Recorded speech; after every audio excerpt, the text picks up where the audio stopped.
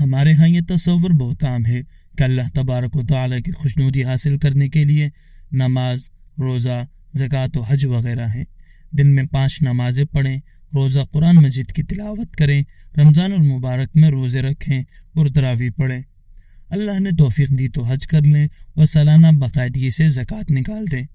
لوگوں سے مسکرا کر بات کر لیں تو ہم دیندار مسلمان ہیں۔ یہ ایک مسلم حقیقت ہے کہ عبادات ضروری ہیں۔ اللہ تعالیٰ کے ساتھ معاملات درست رکھیں گے تو روز قیامت بچت ہوگی۔ لیکن تجارت کے معاملات و احکام کے معاملے میں ایک المیہ یہ ہے کہ اس کو صرف ذاتی معاملہ سمجھا جاتا ہے۔ اس میں حلال و حرام، صحیح غلط، ناپ تول میں کمی و زیادتی وغیرہ کو کوئی اہمیت نہیں دی جاتی۔ حالانکہ جس طرح عبادات و عقائد کے متعلق اسلام میں احکام بیان کیے گئے ہیں، اسی طرح معاشیات کے متعلق بھی قرآن و حدیث میں بڑے واضح انداز میں احکام نازل ہوئے ہیں۔ افسوس تو اس بات کا ہے کہ آج کا مسلمان تاجر تجارت میں کمی پیشی کو اپنے ہاتھ کی صفائی اور محنت شمار کرتا ہے۔ یہی ہمارا المیہ ہے۔ ہم رزق کے حوالے سے احتیاط نہیں کرتے۔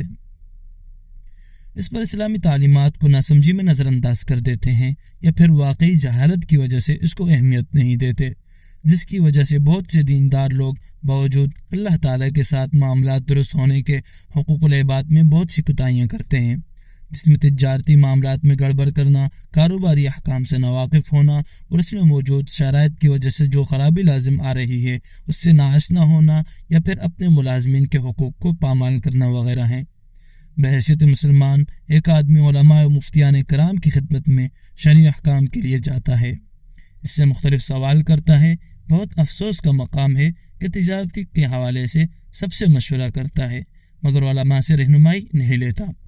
قرآن و حدیث میں تجارت کے متعلق بڑے واضح احکام نازل ہوئے ہیں جس میں دنیاوی بہت سے فائدے ہیں، لیکن اگر تجارت شرعی اصولوں کی بنیاد پر کرے گا تو آخرت میں بھی نفع بخش اور درجات کی بلندی کا سبب ہوگی۔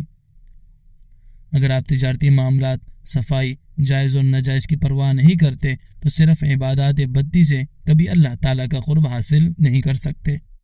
جو اپنی تجارت میں سچائی کو اپناتا ہے اور امانت داری کا مظاہرہ کرتا ہے، ایسے تاجر کے لیے حدیث مبارک میں جناب خاتم النبیین صلی اللہ علیہ وسلم نے ارشاد فرمایا، جو تاجر تجارت کے اندر سچائی اور امانت داری اختیار کرے وہ قیامت کے دن انبیاء، صدیقین اور شہداء کے ساتھ ہوگا۔ اسی طرح ایک اور مقام میں ان تاجروں کے بارے میں بڑی سخت وعید آئی ہے جو تجارتی معاملات میں شرعی احکام کو نظر انداز کرتے ہیں۔ جناب سرور کونین صلی اللہ علیہ وسلم نے ارشاد فرمایا، تجار قیامت کے دن فاسق و فاجر بنا کر اٹھائے جائیں گے مگر جو لوگ تقوی، سچائی اور اچھی طرح سے معاملہ کریں گے اس میں شامل نہیں ہوں گے۔ ان دونوں حدیثوں میں جہاں تاجروں کی مدح کی گئی، وہاں جھوٹ، دغا، فریب اور دوسروں کو چرب زبانی یا کسی بھی